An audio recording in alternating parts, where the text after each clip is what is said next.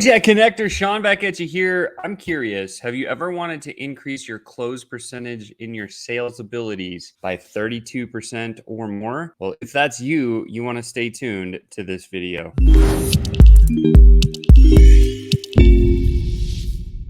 Pow! What's up, FlowChat Connector? Sean back at you here with another high-ticket tune-up. Today, we're diving very, very deep into how do we increase your close percentages, right? So again, this one thing that I did in my sales career boosted my close rates by 32%. And I didn't even do it that well. Like, I'm thinking that people that get this, they'll be able to do it much, much faster than me. And without anything else, I'm going to dive right into it. By the way, this is the conversation. Make sure and smash that like button, subscribe to the channel, and share this out to those other people that you think might need the support on how to close more deals more often. This one thing increased my closes by 32%. So let's dive in. I'm going to make this a little bit bigger. There's Yoda. We're going to hang out with Yoda today.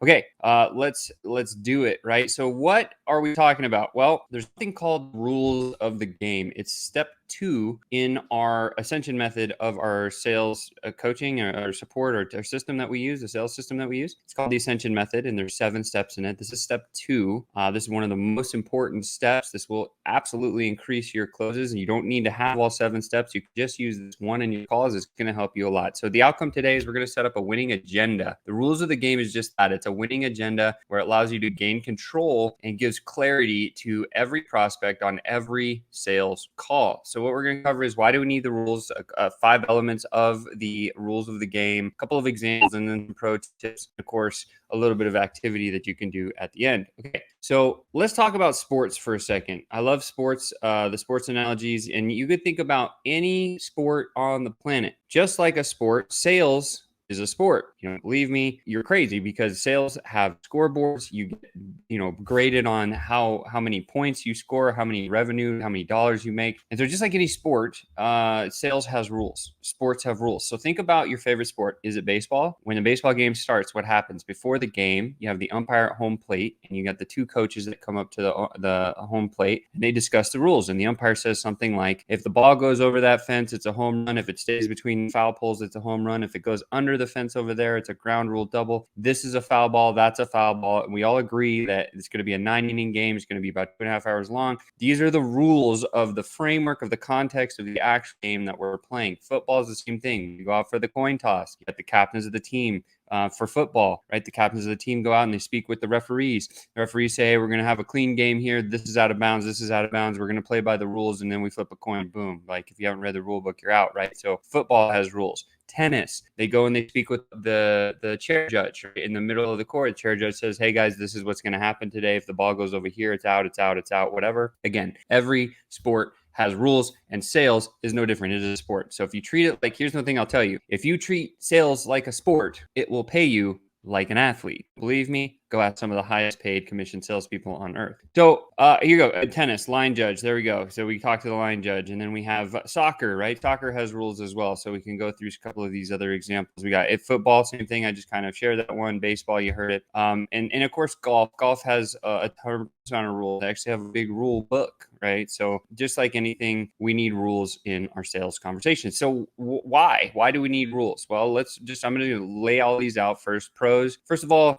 we need the framework. We need the framework to stay on track. If we're in a sales conversation and we have the right framework, guess what? We're going to have the framework. We can stay on track. We can stick to that. We can make calls efficient. We don't get into this loop. If you've ever been in that loop, I remember so many conversations I would be in a sales conversation where it would be like, I'd go into the office, we just start talking, and next thing you know, like, an hour has passed because we're having a great conversation. If that's ever happened to you, this one thing is going to completely shift your paradigm.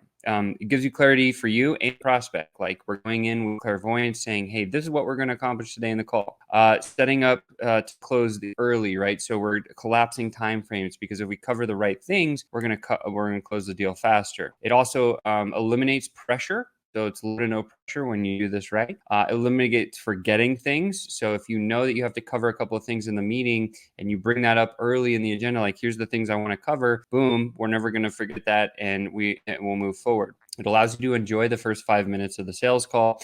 You get to take and then keep control. And you can create the flow of the meeting, and it's easy to agree on the next steps. The nice part is the way I'm going to show you how to do this is you get something called yes momentum. Very, very powerful. So what are the problems of not having rules? Well, no structure, no clarity, lack of suggested outcomes. There's too much pressure in the conversation. You don't know which way anything's going. We're forgetting important items to discuss. We're struggling with the first 5 minutes of the call. The prospect takes control. Have you ever been in a sales call where the prospect starts talking and says, no, just tell me about your services. Tell me, I want to learn about your thing.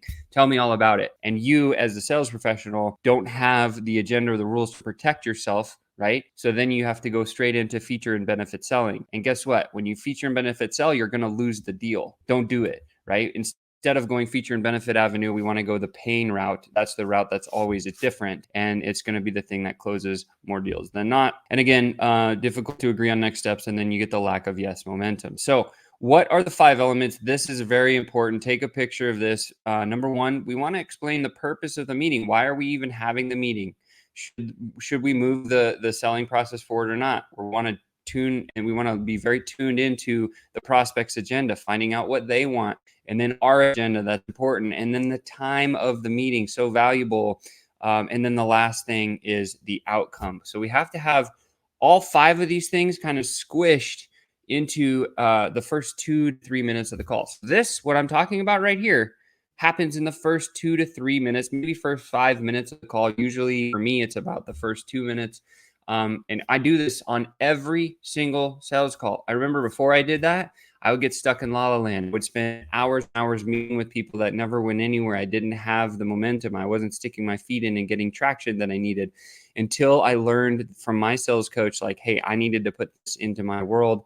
And then I created my own kind of version of it that worked for me, which I'm sharing with you today. So here's what we call the rules of the game. I made it so simple. Just remember the analogy game. Okay. Here's what it stands for. G. I'm grateful to have this conversation, right? Gratitude and timeline. You could talk about the timeline here. You could talk about it at the end. I usually talk about it at the end. So we just say, just show some form of gratitude on the fact that you're speaking with that person. Secondly, hey, I want to ask you a few questions about your business, right? So that's A. M stands for me. I'm sure your questions for me that I'll be happy to answer, right? About me, my company, my product, my service, the features, the benefits, anything else. And then E stands for at the end. If we can decide that I can solve a problem for you, you can solve a problem for me, we're going to take the next steps together and move forward, right? So if you remember, grateful, so show gratitude. You're going to ask them a few questions. You're going to answer any questions about me that they might have. And then at the end, there's going to be an outcome. If you remember that analogy and you can deploy it in your next sales call, use it today, you'll see what happens. Okay. So I want to go over a couple of examples that make a little bit of sense. Now, there's 2 examples I'm going to share with you here. And I think it's valuable for you to see this. Now, if you're doing a 1-call close type of sales environment move, this is going to be a very, very strong one. I'm going to read it so you can read along as I read it out loud so you can hear it and see it. Hey, Joe, you still got about minutes for the meeting yet? That's where the time is, right at the top. So I usually throw that at the beginning or at the end. So it's up to you where you want to put that. I actually like to put it at the end, but it's here in the front at the beginning. So, hey, Joe, you still got about 30 minutes for a meeting, yes? Don't say another word until they say, yes, I'm good for 30 minutes. Why? Because you've generated yes momentum. You already got them saying yes, going towards the thing that they want, that you want them to buy. Great. I'm really grateful for the chance to connect with you today. I'd like to ask you a few questions about your business so I can fully understand if my product could actually help you. And I'm sure you're going to have some questions for me about my company, parts of my business, which I'd be happy to answer. And then at the end, I'd like to confidently be able to agree that we're a fit to work together or we're not. Pretty simple. Either's okay with me. In the event we do, we will come up with, or I'll share the easy next step with you. If not, I'll do my best to add a ton of value today. Does this sound okay? And then you're going to say yes. And then I always ask another last question. Is there anything else you want to add to the agenda? Because now it's a mutual, right? It's a mutual agenda. Now, if I say, hey, what do you want to put on the agenda? Here's what I would like to cover. Now it becomes a mutual thing that keeps you in rapport a lot longer, right? Now, let's move to a 2-call close, or here's an actual example. Facebook Messenger might even be better, right? So like To messenger to initial call in copy. Hey, so grateful to have you in our tribe. Congrats on making it through our filter. Here's a typical agenda. I'd like to ask you about your Facebook group and how you use them in your business. I need to make sure you have a system that you're happy with, which gets you new clients. If you do, great. If not, we can go as deep as you like. I want to share our referral system with you. That's our agenda for the call. And I'm sure you're going to have questions for me about my company or parts of my business, which I'm happy to enter. And at the end, I'm sure both of us will get a lot of value. If this sounds easy, grab a spot on my calendar by clicking here. So you can drop when you're getting the conversation in Messenger and you get to the place where you're going to ask for the call. You can do it this way by actually teeing up the agenda before you even get into the call. What's beautiful about doing this is once you've done this, then you get in the call and you just repeat the same stuff that you already said. It becomes easy. It becomes systematic. It becomes something you can do all the time, right? So I have a live example that I'm going to actually skip over here because I don't have the time for it. But I want to talk about some of the common obstacles that sometimes happen here. Some people say, Sean, that sounds awesome, but it's like way too pushy.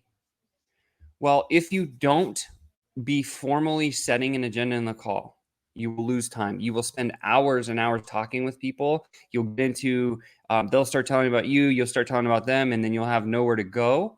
This is what happens when a conversation stalls. If you've ever felt that where you're like, I don't quite know where to go from here, it's because you didn't set a good agenda in the beginning of the call, right? And don't feel like it's going to be too pushy, because if it's an agreeable thing, you're providing clarity to your prospect and your prospect's going to thank you for it, right? If you forget to set the rules of the game and you get into the conversation, it's very easy to back out. When you back out, you just say something like, oh my gosh, like I got so engulfed into your story here, Mr. Prospect. Let me just back up for a second. Here's what I want to accomplish today, and then right back to setting the rules. So you can reset the rules at any time during the call. So if you forget to do it, don't worry. Just set it when you remember, right? Next one here is you don't include all the elements of the rules of the game. That's okay. As long as you start doing a few of them. Like, hey, I'm grateful for meeting with you today. I'm going to ask you a few questions. I'm sure you're going to have some questions for me. And then at the end, right, if you don't include all the elements of the game, that's okay. At least you did a formal attempt to do it. So do the best you can and get all those elements in there, and you'll be set, right? You're reluctant to talk about someone's subject, paying budget, or buying process. So when you set the rules of the game, it gives you permission as a sales professional to ask them any questions you want. You can say, hey, I'm going to ask you a few questions about your business, how you got there, where you're trying to go, as long as you're okay with that. And we've gotten permission from them to say, yeah, you can ask me questions about my business. And that's what we're trying to get. So the rules of game will actually reduce the reluctance to asking the tough questions. A couple of pro tips here that will help you. I think number one is you want to develop patterns, right? That's why I came up with the analogy game. Stick with it, use it, try it. You might format it to something of your own. Secondly, the Facebook message to first call is a pattern that you can use. The first call to the second call. Okay, so what we're talking about here is you always want to, like, the clear future. So like the setting the agenda for the call, or setting the rules of the game as we could talk about it. And then at the end of the interaction, we can actually set the rules of the game for the next interaction. So that's one of the patterns that I always use. If I'm in Messenger, I'm going to my first call, I'm going to throw that Messenger message out saying, hey, here's what the call will be about, the time, they book, and say, you get on the call, you say, here's the 3 things we're going to cover on the call, which is the same thing. At the end of the first call, we say, okay, we got here. Next call, we're going to cover this, this, and this. Does that sound okay? And now we've set the agenda for the next call. We get into the second call, and then we just repeat that, right? That's the idea. Use the rules in the first 3 to 5 minutes of the call. Do this early, because then you'll collapse your time cycle and your calls won't go as long as you want. Now, here's the mission of the week. I'll make it really simple for you guys. Use an example. Okay, so we have a resource guide that I'm not going to share with you today unless you actually reach out and ask for me to give it to you. So drop a comment below if you want me to share the resource guide. It's got a lot of cool things in it. But we want you to use the rules of the game at least one sales call this week and practice, and that's it, right? So usually the section actually came right out of one of our masterminds, and I just wanted to share that because I think it's valuable to know that I'm teaching stuff to you that I'm sharing with our very high ticket clients. You can get better at sales, because that's my job, is to help you to become an effective communicator. With that said, you just been tuned up. You just learned a secret on how you can close deals 32% more often simply by putting that one thing into place. Set the rules of the game for every sales call that you get into, and I assure you, you will close more often, you will close easier, your prospects will feel like it's a way better experience. It will feel way more conversational and consultative versus selling, and you won't have commission breath that's coming out. If you want all those things, again, go back and binge watch this video and put those things into your business. But I tell you, when I did this and I got pretty okay at it, my closes went up by 32%. With that said, you've just been tuned up. Make sure and smash that like button, subscribe to the channel, and I can't wait to see you next time. Have a wonderful weekend. We'll talk to you soon.